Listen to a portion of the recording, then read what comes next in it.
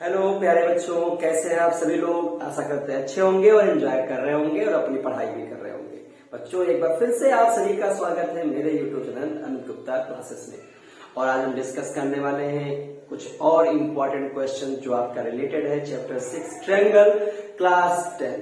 ठीक है बच्चों, ऑलरेडी आपका 2 पेपर हो चुका है। आई थिंक मेरे ख्याल से साइंस और इंग्लिश 2 पेपर आपके ऑलरेडी हो चुके हैं और आशा करते हैं कि आप सभी बच्चों के पेपर अच्छे गए होंगे और बाकी जो 4 पेपर है वो भी आपके 100% अच्छे जाने चाहिए, क्योंकि अगर आप निरंतर प्रैक्टिस कर रहे हैं, पढ़ाई कर रहे हैं, तो हमें लगता है कि आपका हर पेपर अच्छा जा रहा होगा।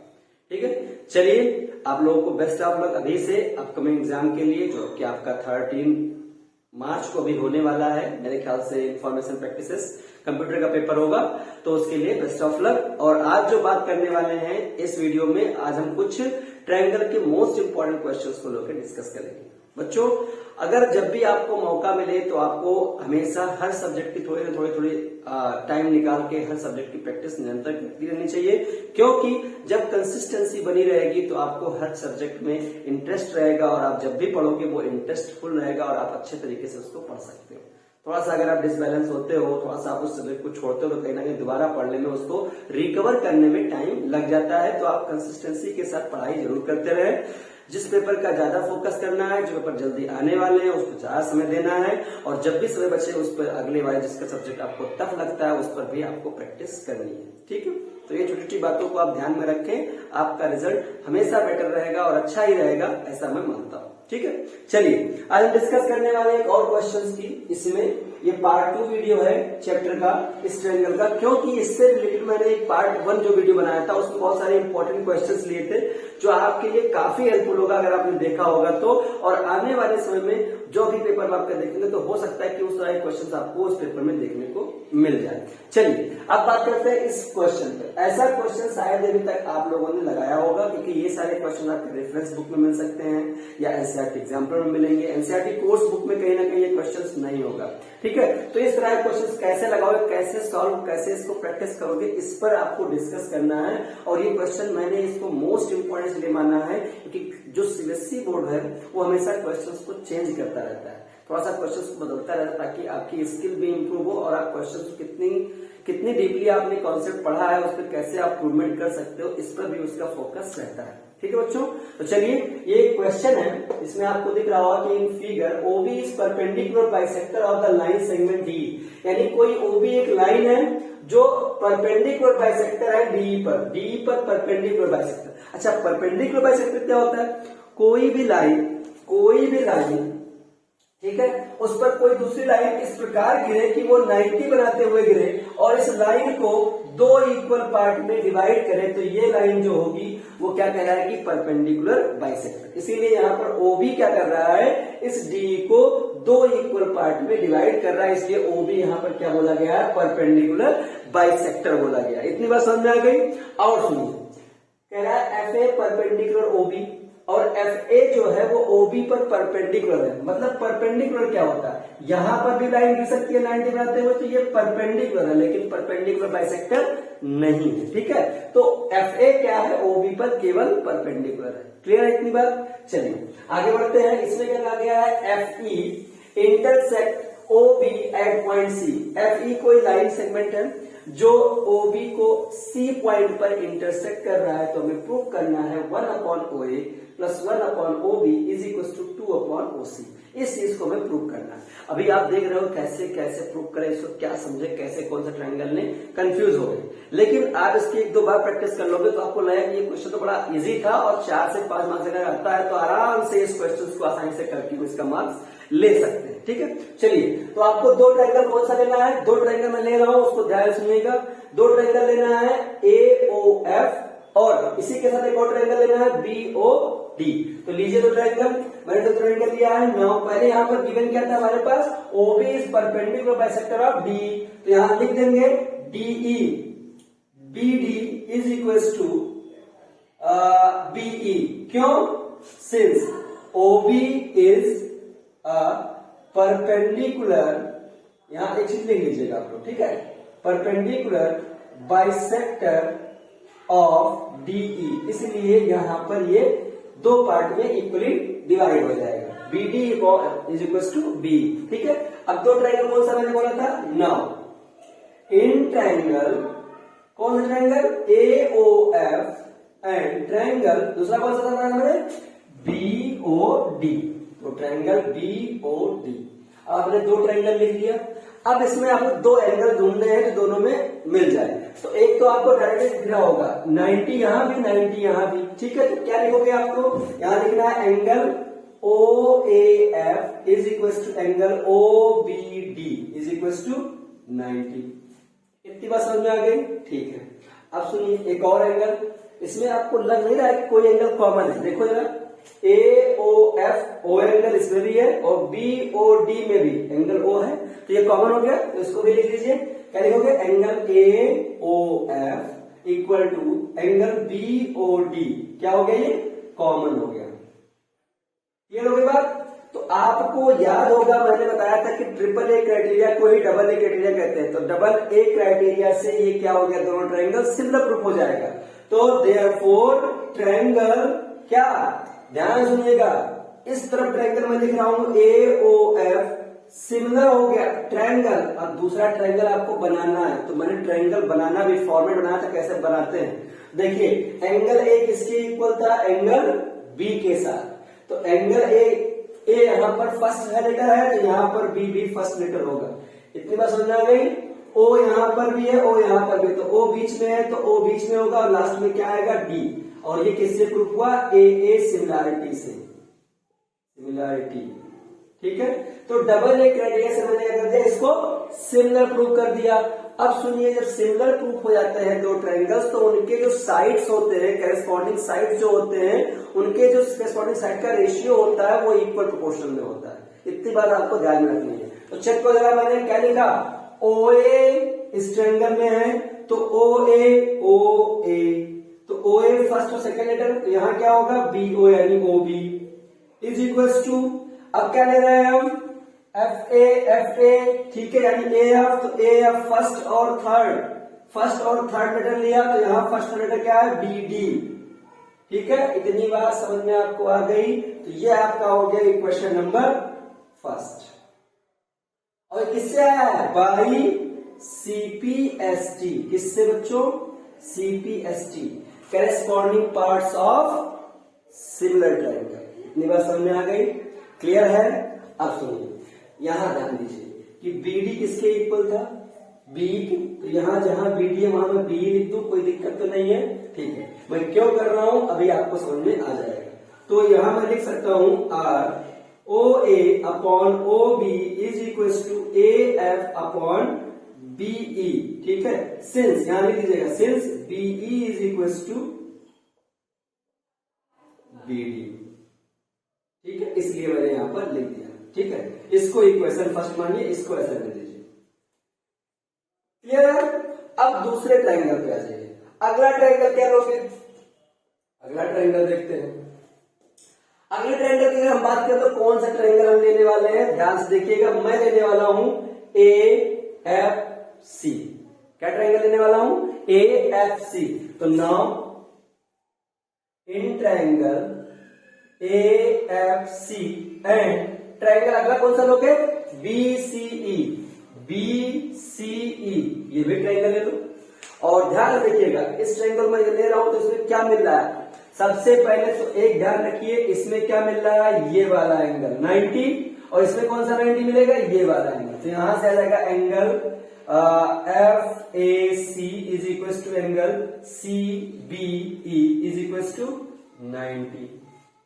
क्लियर है, इतनी बात समझ में आ गई। और सुनो, ये वर्टिकली अपोजिट एंगल हो जाएगा, होगा कि नहीं होगा, होगा। तो इसको मैं लिख सकता हूं angle F C A is equal to angle E C B is equal to vertically opposite angle. ठीक है, तो ये भी डबल ए क्राइटेरिया से क्या हो गया, सिमिलरिटी प्रूफ हो जाएगा। तो यहां से आ जाएगा देयरफॉर ट्रायंगल, मैंने क्या लिखा है, ए एफ सी सिमिलर हो गया ट्रायंगल। अब ध्यान सुनिए, फिर से ट्रायंगल को आपको फॉर्मेट करना है इधर। तो ए किसके इक्वल था, बी के, तो ए आगे है तो बी भी आगे ही होगा। फिर सी कॉमन था, सी लास्ट में है तो सी भी यहां लास्ट में होगा, तो ई आगे आ जाएगा, सी लास्ट में आ जाएगा। और बाई ए क्राइटेरिया से ये सिमिलरिटी प्रूफ हो गया। ठीक है, तो जब ये प्रूफ हो गया तो अब कैसे निकालोगे, अब ध्यान सुनो, अब आपको क्या निकालना है इसमें, यहां आप लोगे AC, क्या लोगे AC, तो पहला और तीसरा टर्म ले रहे हैं AC, तो ले लिया AC, तो यहाँ क्या क्या बच रहा BC, तो BC आ गया।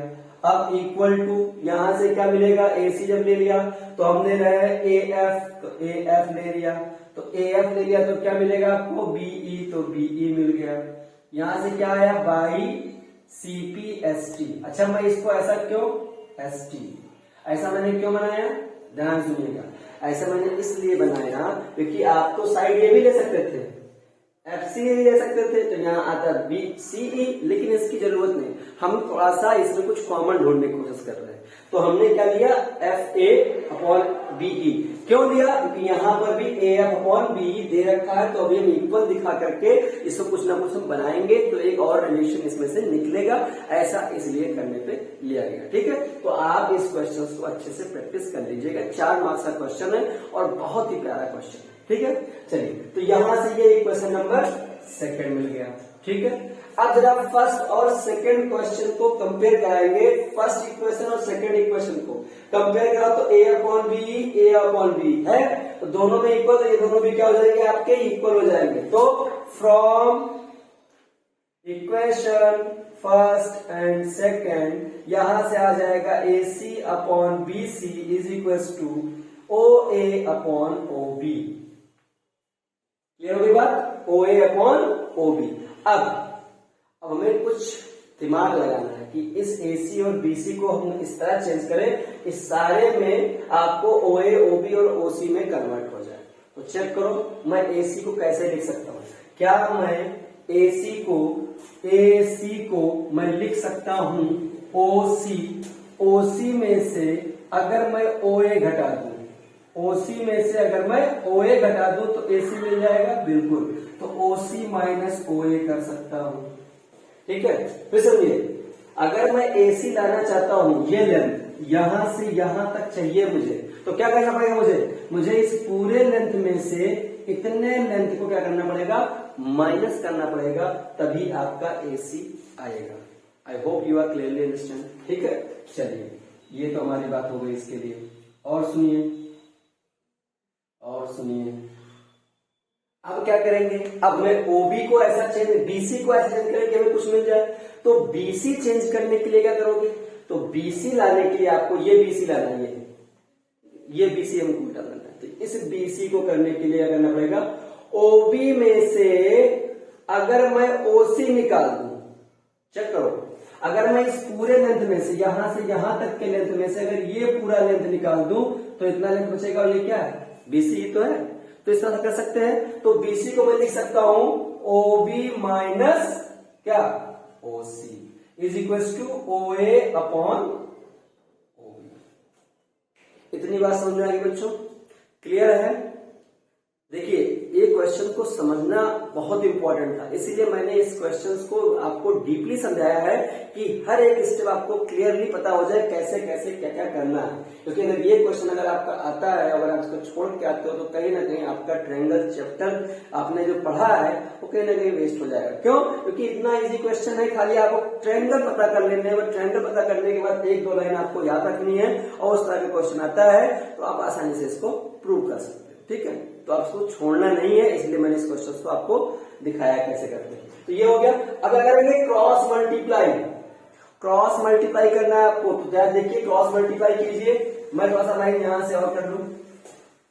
ठीक है, देखिए, क्रॉस मल्टीप्लाई करोगे तो OB को डिवाइड मल्टीप्लाई करना है OC माइनस OA से, और यहां आ जाएगा OA इंटू, यहां से मल्टीप्लाई करोगे OB माइनस OC। ठीक है, जरा ओपन करिए तो यहां मिल जाएगा OB into OC minus OB into OA, और यहां आ जाएगा OA इंटू OB और minus OA into OC। Clear है। अच्छा, अब जरा ध्यान दीजिए, OA OB मिल रहा है, OA OC OA OC OB OC, तो ये दोनों डिफरेंट है लेकिन ये दोनों इक्वल है, तो इसको इस तरफ ले आओ और इसको इस तरफ ले आओ, तो क्या मिलेगा आपको, ध्यान देखिए, O B into O C plus हो जाएगा, ये माइनस लगा के plus O A plus into O C is equal to O A into O B plus O A into O B. Clear है? और सुनिए, जब इसमें से ओ सी कॉमन लोगे तो क्या मिलेगा आपको? ओ बी प्लस ओ ए मिलेगा। ठीक है? और सुनिए, अगर मैं इसमें ओ ए ओ बी जोड़ेगा तो 2 into O A into O B मिल जाएगा। क्लियर है बात? इतनी बात समझ में आपको आ गई। अब आपको लग रहा हो कहीं ना कहीं हम इस वाले मुकाम पर पहुंचने वाले हैं। बिल्कुल पहुंचने वाले हैं। अब कुछ नहीं रह गया, आप खाली आपको आसानी से इसको सॉल्व कर देना है। ठीक है? तो इतनी बातें आपको क्लियर हो गई। ठीक है? आपको दिख रहा होगा सब चीजें क्लियरली, आपको पता होगा कैसे कैसे क्या करना है। अब क्या करना है आपको, थोड़ा सा इसमें इस ओ ए ओ बी को इस तरफ लाना है और ओ सी को इस तरफ ले आना है। बस आपका काम ओके हो जाएगा और आपका आंसर आ जाएगा। तो मैं इस फिगर को अब क्लियरली मिटा दूं। ठीक है? तो अभी मैं थोड़ा सा इस क्वेश्चन को ऊपर लगा दूं ताकि आपको क्लियरली समझ में आ जाए। ठीक है? तो देखिए, मैं इसको इरेज करता हूं और आप लोग भी यहां से इतना लगाने के बाद थोड़ा सा ऊपर आ जाइएगा। ठीक है? थोड़ा सा ऊपर आ जाइएगा तो आपको क्लियरली यहां से दिख जाएगा, ताकि मैं चाहता हूं कि आपको क्लियरली समझ में आए। थोड़ा सा नीचे रहेगा तो हो सकता है कि आपको देखने में दिक्कत आएगी, तो इसलिए इसके बाद यहां आइएगा। तो इतना हो गया। तो O A into O B आपको क्या लाना है? एलएचएस साइड में लाना है, और ओ सी आपको आरएचएस साइड में लाना है। तो ये मल्टीप्लाई जरा क्या हो जाएगा? डिवाइड में, और ये मल्टीप्लाई जरा क्या हो जाएगा? डिवाइड में। तो यहां से मिल जाएगा O B plus O A upon O A into O B is equal to 2 upon O C. यहां मल्टीप्लाई जरा क्या हो जाएगा? डिवाइड, तो अपॉन ओ सी। अब भाई दो टर्म है यहाँ पर, एक और एक, दो टर्म। तो एक बार ओबी के साथ इन दोनों को ले लो और प्लस ओ ए के साथ। क्यों? देखो ध्यान से, अगर मैं लिखता हूं इसको 1/6 प्लस 3/6, तो एलसीएम क्या लेते हो? 1 प्लस 3/6 की एलसीएम सेम ही रहता है। तो जब एलसीएम सेम रहता है तो दो पार्ट में टूट जाते हैं। ठीक है? तो ऐसे इसको भी करना है। तो यहां से मैं क्या करूंगा, इसको मैं चेंज करता हूं। तो क्या लिख सकता हूं इसको? O B upon O A into O B और plus O A upon O B into O A. Multiply में तो जो कोई दिक्कत नहीं, is equal to 2 upon O C. तो यहां से ओ बी कैंसिल, यहां से ओ ए कैंसिल। तो यहां से आ गया 1 अपॉन ओ ए प्लस यहां से आ गया 1 upon O B is equal to 2 upon O C. और जरा चेक कीजिए, क्या हमको यही चीज प्रूव करनी थी? क्वेश्चन में यही था। चेक कीजिए, यही लिखा है ना? समझ में आ गया? तो ये क्वेश्चन कितना इंपॉर्टेंट है आप खुद देखिए। कहां से कहां आपको बताना पड़ा, कैसे आपको लगाना है, कैसे आपको स्टेप पता करने हैं, ये सारे स्टेप मैंने आपको 1 बाय 1 करके क्लियरली समझा दिया है। अब आशा करते हैं कि इस तरह से क्वेश्चन अगर आपका आता है बोर्ड एग्जाम में, तो अगर आप 1-2 बार इस क्वेश्चन की प्रैक्टिस कर लो अच्छे से वीडियो देख करके, तो शायद ही अगर ये क्वेश्चन आता है शायद ही आप छोड़ के आओ। हमें नहीं लगता छोड़ के आओगे, क्योंकि ये क्वेश्चन बहुत ही इजी है। केवल आपको ट्रायंगल तो पता करने और थोड़ा सा इस चांस में यहाँ पर चेंज कैसे करना है इस चीज का भी ध्यान रखना है। ठीक है? तो ये तो हुआ एक और क्वेश्चन आपको मैंने बताया। अब मैं कुछ क्वेश्चन आपको इंपॉर्टेंट देने वाला हूँ इस वीडियो में। इन सारे क्वेश्चन को लगा लीजिएगा और फिर इस चैप्टर में शायद ही कोई प्रॉब्लम आए। ठीक है? तो अब जो क्वेश्चन मैं देने वाला हूँ उसको ट्राई कीजिएगा और घर पे लगाने के बाद मुझे बताइए कि उसका आंसर कितना कितना आ रहा है। ठीक है? चलिए, इस क्वेश्चंस के बाद कुछ और क्वेश्चंस लेते हैं और ट्राई करते हैं कि उस क्वेश्चन को कैसे सॉल्व करेंगे। बच्चों, कुछ क्वेश्चंस और हैं जिसमें आप लोग ट्राई कीजिए। ये 4 क्वेश्चंस मैंने इंपॉर्टेंट एमसीक्यू के और लिए हैं। ऑलरेडी मैं आपको वीडियो फर्स्ट में 10 क्वेश्चन लगभग प्रोवाइड कराया था एमसीक्यू के क्वेश्चन। आप ट्राई कीजिएगा, लगाइएगा। और कुछ क्वेश्चन मैंने आपको एनसीईआरटी के मोस्ट इंपोर्टेंट बताए थे, उसको ट्राई करने के लिए कहा था। अगर इतने क्वेश्चंस आप ट्राई करते हो तो हमें नहीं लगता ट्रायंगल में अगर आप 7-8 मार्क्स का आता भी है तो उसमें कोई क्वेश्चन आपका फंसेगा या डिफिकल्ट होगा। आप बहुत आसानी से ये 8 मार्क्स अपना आप ले सकते हो। ठीक है? तो इसलिए हर चैप्टर को बहुत ही अच्छे से देखिएगा, बहुत अच्छे से पढ़िएगा और अच्छे से प्रैक्टिस कर लीजिएगा। ये कुछ क्वेश्चंस हैं, मैं इसका आंसर तो आपको बता दूंगा, लेकिन कैसे आ रहा है, कैसे प्रैक्टिस करना है, ये आपको सेल्फ ट्राई कीजिए। और जब नहीं आएगा तो मुझे कमेंट के थ्रू या कहीं कैसे भी करके आप मुझे इन्फॉर्म करिए, ठीक है, या व्हाट्सएप पे इन्फॉर्म कर सकते हैं, कमेंट करके बता सकते हैं कि यहाँ से ये क्वेश्चन समझ में नहीं आया है, प्लीज इसको समझा दीजिए। मैं उसका वीडियो आपको अच्छे से इसका सोल्यूशन के साथ कैसे करेंगे उसका भी बना करके मैं आपको अपलोड कर दूंगा, अगर आपको लगेगा तो। अगर आप लोग अच्छे से सॉल्व कर लेते तो कोई प्रॉब्लम है नहीं, कि मैं इसका क्वेश्चन का भी आंसर आपको बता दूंगा, ठीक है। तो पहला क्वेश्चन इसमें कहा गया, कोई एक फिगर आपका दे रखा है जिसमें BAC यानी एंगल A जो है 90 डिग्री है और AD जो है वो BC को परपेंडिकुलर, इसका मतलब ये भी 90 है। तो इसमें कहा गया कि इसमें कंडीशन कौन सही है, ठीक है।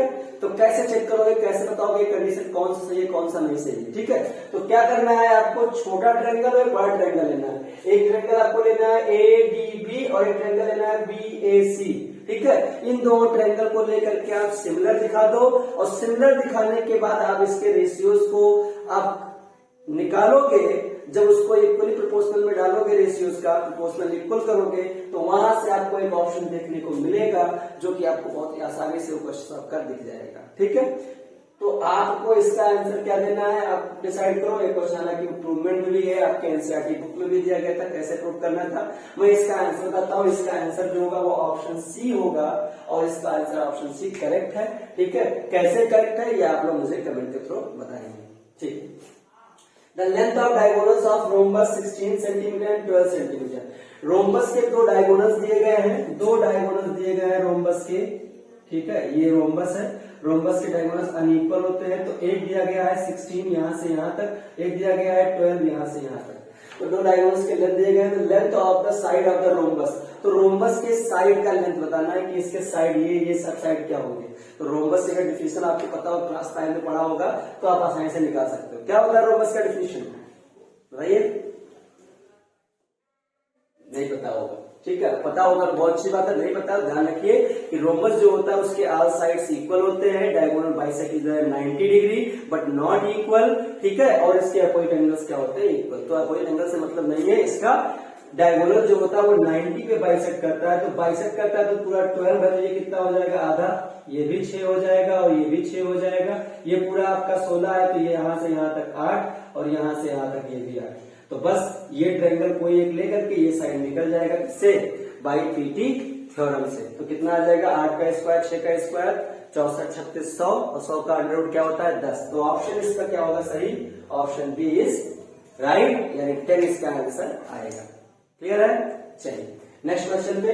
ये एक आपका ट्रायंगल, दो ट्रायंगल ए बी सी और डी ई एफ, दो ट्रायंगल दिए गए हैं और इसमें दिया गया कंडीशन की angle B is equal to angle E और angle F is equal to angle C हो और A B is equal to 3 के इक्वल हो, then triangle A B C और ट्रायंगल डी ई एफ क्या होंगे, ये दोनों ट्रायंगल क्या होंगे, कॉन्ग्रुएंट होंगे लेकिन सिमिलर नहीं होंगे, ये ऑप्शन सही है। या सिमिलर होंगे लेकिन कॉन्ग्रुएंट नहीं होंगे, ये ऑप्शन सही है।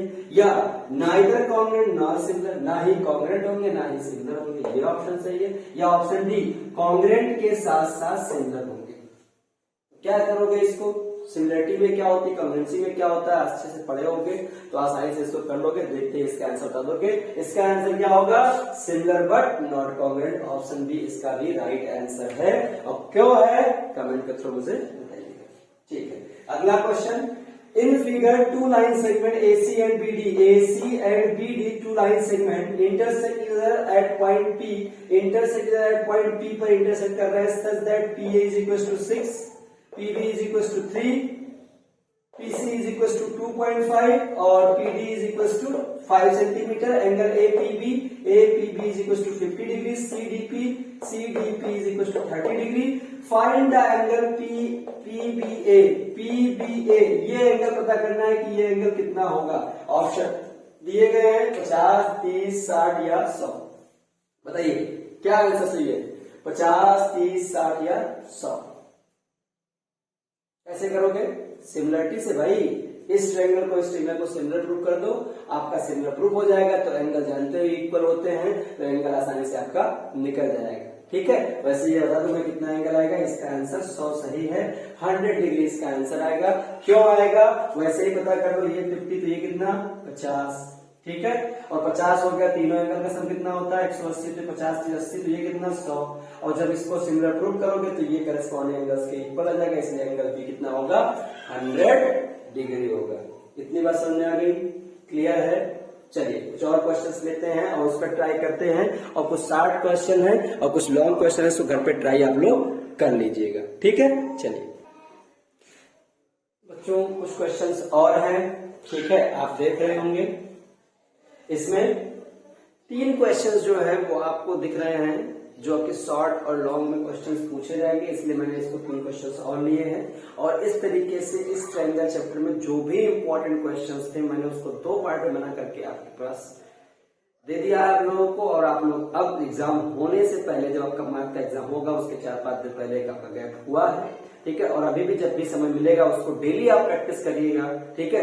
1 से लेके 6 चैप्टर तक से क्वेश्चन जितने भी इंपॉर्टेंट थे वो मैंने अपलोड कर दिए हैं। आप लोग प्लेलिस्ट में जाकर के सारे क्वेश्चंस को अच्छे से ट्राई कर लीजिएगा, और आशा करते हैं कि सारे के सारे क्वेश्चंस कहीं ना कहीं उस तरीके से मिलते जुलते या वैसे ही वही क्वेश्चंस आपको बोर्ड एग्जाम में देखने को मिले, ऐसी हमारी कामना है, ठीक है। चलिए तो ये क्वेश्चन आपका दिया गया है। पहले कहा है लेग्स, लेग्स मतलब कोई साइड से, इसके साइड अदर देन हाइपोटेनस, यानी हाइपोटेनस को छोड़ करके। तो इसके 2 और साइड्स हैं जो हाइपोटेनस को छोड़ करके क्या क्या होता है, बेस होता है और परपेंडिकुलर होता है। तो कब होगा, leg side other than the hypotenuse of a right angle triangle are length 16 centimetre 8 centimetre, यानी हाइपोटेनस को छोड़ करके एक राइट एंगल ट्रायंगल के अदर 2 जो साइड है उनका लेंथ दे रखा है 16 सेंटीमीटर और 8 centimetre. Find the length of the side of the largest square, तो हमें उस बड़े से बड़े स्क्वायर का हमें साइड का लेंथ पता करना है। That can be inscribed in the triangle, जो उस ट्रायंगल में, बिल्कुल उस ट्रायंगल में बना हो, मतलब उस ट्रायंगल के अंतर्गत एक बड़े से बड़े स्क्वायर का वो साइड बताओ जो इस ट्रायंगल के अंदर हो, ठीक है। तो मैं इसका आपको फिगर बना दूं, लेकिन आप लोग ट्राई खुद कीजिए, कैसे करोगे मुझे इसका आंसर बताना है आपको, ठीक है। तो सबसे पहले क्वेश्चन में लेता हूं कि ये आपका राइट एंगल ट्रायंगल है, मान लीजिए, ठीक है। ये क्या है आपका एक राइट एंगल ट्रायंगल है, मैं रफली बना देता हूं आपको। ये आपका एक right angle triangle suppose that, ठीक है। और ये दे रखा है 16 सेंटीमीटर, ये दे रखा है 8 सेंटीमीटर। इतनी बात समझ आ गई। इसको मैं मान लेता हूं कि ये ए है, ये बी है और ये सी है, ठीक है। अब कहा है इसमें बड़े से बड़ा स्क्वायर बनाओ, तो क्या करोगे, स्क्वायर के ईच एंगल कितने होते हैं, 9 डिग्री होते हैं। तो जब स्क्वायर का हर एंगल 90 डिग्री होता है, तो ऐसा कोई साइड खींचो जो इस पर परपेंडिकुलर हो इस हाइपोटेनस पर। तो यहां से मान लो यहाँ कोई पॉइंट है डी, यहाँ कोई पॉइंट है डी, और यहां से मैंने एक राइट एंगल बनाते हुए एक साइड खींच दिया। तो इस पॉइंट पे कट किया, तो यहां से राइट एंगल बनाते हुए राइट एंगल परपेंडिकुलर खींच दो यहां से। तो कुछ आपको दिख रहा होगा कि ये जो अंदर बना स्क्वायर, ये सबसे बड़ा आपका स्क्वायर होगा, लार्जेस्ट स्क्वायर होगा जो इस ट्रायंगल के अंतर्गत बन सकता है, ठीक है। इसको नाम दे दो डी बी आर, और इसको दे दो आपका, या इसको पी दे देते हैं, पी क्यू और आर दे दिया। अब P B P Q R, ये जो बड़ा से बड़ा स्क्वायर है इसका साइड हमको निकालना है, चाहे क्यू आर मिल जाए चाहे पी क्यू मिल जाए, जो भी चाहो उसको निकाल लीजिए, ठीक है। तो कैसे निकालोगे ये भी बात आती है। मान लो कि इसका साइड कितना है बच्चों, यहां से यहां तक क्या है, वो एक्स है।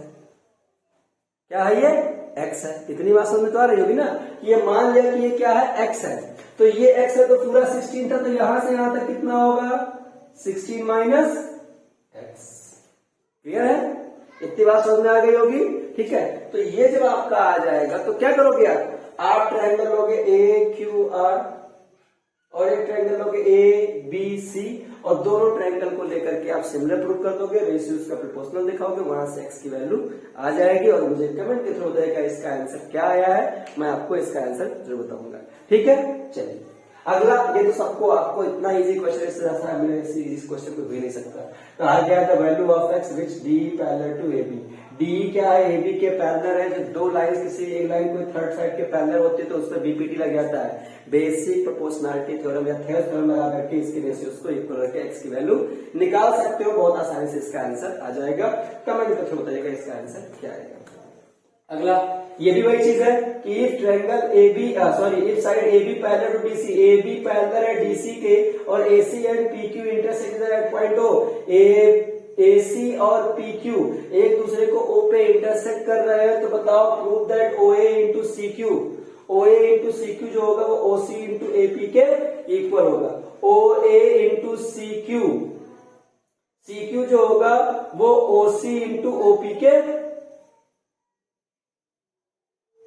OA इंटू CQ वो होगा OC इंटू AP के।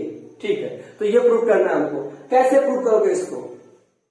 यही सेम चीज इसमें भी करना है आपको, सिमिलरिटी प्रूव करना है। यानी ये वाला ट्रायंगल AOP और COQ लेकर के आप इसको प्रूव कर लीजिएगा, आपका आंसर ये भी आ जाएगा। ठीक है, तो इन दोनों चीजों को लेकर के आप प्रूव कीजिए और आशा करते हैं सारे क्वेश्चंस आपके जो अपकमिंग मैथ का पेपर आने वाला है उसमें इंपॉर्टेंट हो और वही क्वेश्चन आपको देखने को मिले। यही शुभकामनाओं के साथ आपका चैप्टर यहाँ पर ये फिनिश होता है। इस ट्रायंगल चैप्टर में जितने भी क्वेश्चंस इंपॉर्टेंट थे मैंने आपको बता दिए हैं। अब कोई भी डाउट इस चैप्टर 1 से लेके 6 तक किसी भी क्वेश्चंस में होगा या जो भी वीडियो आपने देखा उसमें कुछ डाउट्स होंगे तो बेझिझक आप मुझसे पूछ सकते हैं, कमेंट के थ्रू लिखिएगा, मैं जरूर उसका सोल्यूशन देने का प्रयास करूंगा। तब तक के लिए आप सभी लोग इन सारे क्वेश्चंस को ट्राई करें और मिलते हैं ऐसे ही कुछ अच्छे और इंपॉर्टेंट क्वेश्चन जो अगले चैप्टर से रिलेटेड होंगे और उसमें हम डिस्कस करेंगे। तब तक के लिए आप लोग पढ़ाई करते रहे और एक बार फिर से आप सभी को आने वाले एग्जाम के लिए बहुत बहुत हार्दिक शुभकामनाएं। Okay, bye bye, take care.